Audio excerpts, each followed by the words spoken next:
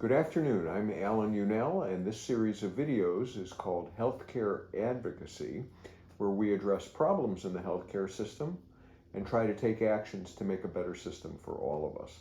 Today we're going to talk about Medicaid and the mismanagement of Medicaid. Before we do, I want to point out that down below in the YouTube description box is a link to the Healthcare Advocacy newsletter. That's the text for today's video.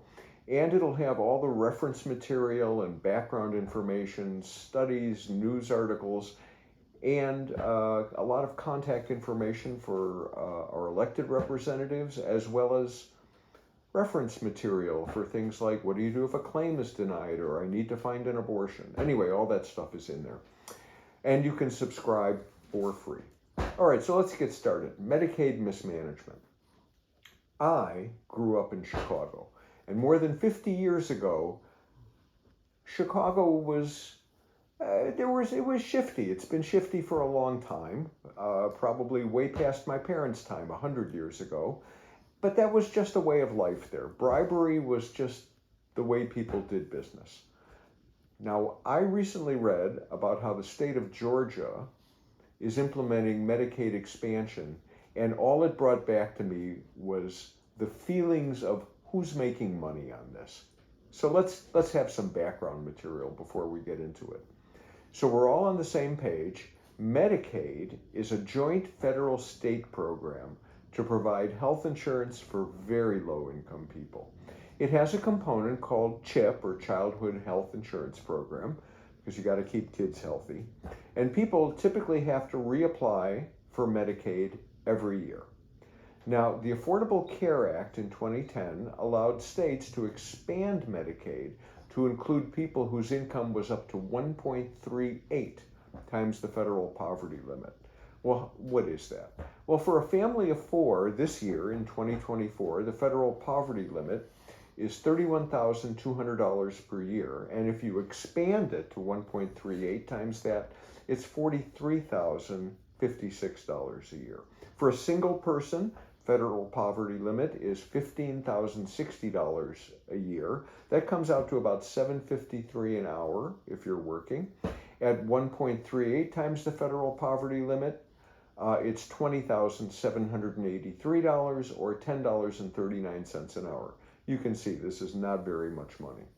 In lots of places, it's below the state minimum wage. Anyway, if a state chose to use the ACA expansion, they would benefit in several ways. Now, this is a little counterintuitive, but there's been quite a bit of analysis on this. First, more people have health insurance. So that's a good thing because a healthier population means a healthier economy. Second, the increased demand for health care drives an increase in employment, and so generally an increase in taxes. And the reason is, if more people are working, then they're spending more money, and so lots of places have sales taxes, so that's good. And lots of places have state and local income taxes, and so you'd be collecting more taxes from them. The expansion also included new categories of illnesses for which the government would pick up, instead of 50 or 70% of the cost, 90% of the cost. And so by rolling those people into those new categories, it costs the state far less.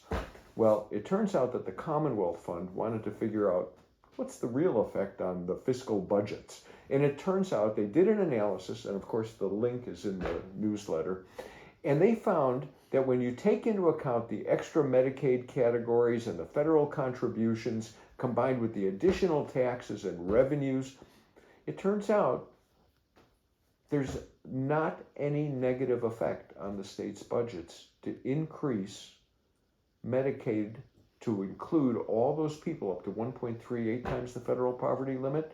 It doesn't cost the state more. Their budget for everything else kind of stays the same. All right, let's look at Georgia. Now, the state of Georgia has chosen a different way to implement Medicaid expansion, and this is allowed based on a Trump administration ruling. They demanded a work requirement. And this was authorized by the Trump administration, I think in 2019. Instead of adding hundreds of thousands of low-income Georgians to Medicaid, like many other states did, As of this week, 3,500 were added, and this is over about a 6 or 7 month period. I think they started last June. The Washington Post did an investigation of the Georgia experiment and found that it was 3,500. The link to the Post story is there. But worse, Georgia has spent over $20 million in the last few months putting this plan in place to ensure these 3,500 people. Work requirements can come with big administrative price tags, according to a Trump-era 2019 report from the General Accounting Office, which recommended that the Center for Medicaid and Medicare and Medicaid Services consider administrative costs whenever a state wants a waiver application. Because if you don't consider those costs, it might look good on paper to expand Medicaid with just a work requirement, but you're not counting all the money that's being spent. Let me give you an example. States have to set up technology to check compliance. They have to hire staff to keep all the paperwork straight. Under Georgia's plan, people earning up to the federal poverty limit, $15,060 for an adult, must document that they're working or in school or doing community service or performing other qualifying activities. Or I would point out, taking care of a child or a parent does not count. And documents obtained by the Kaiser Family Foundation show that the administrative costs, along with consulting fees, have absorbed more than 90% of the Georgia program spending. As of December 31st, 2023, they spent $2 million on Medicaid managed care companies, and $24 million was spent on administration and consultants. The administrative costs are expected to balloon to $122 million over 4 years. Now look, if I were in Chicago, here's what I'd want to know. Who are the consultants? And what's their relationship to the people that put this law in place? And who's setting up those technical systems? And what's their relationship to the lawmakers that put this scam in place? Because what this is doing, this is paying people for a technical system and to answer questions like consultants and not providing health care. Anyway, last month, some people in the Georgia legislature tried to implement the full expansion of Medicaid. But, of course, some Georgia Republicans blocked the bill and it's not going anywhere. They don't seem to grasp that when the population is healthy, so is the economy. Also, if they would just have a little bit of empathy, they could see that this wasn't going to cost them anything to insure all those hundreds of thousands.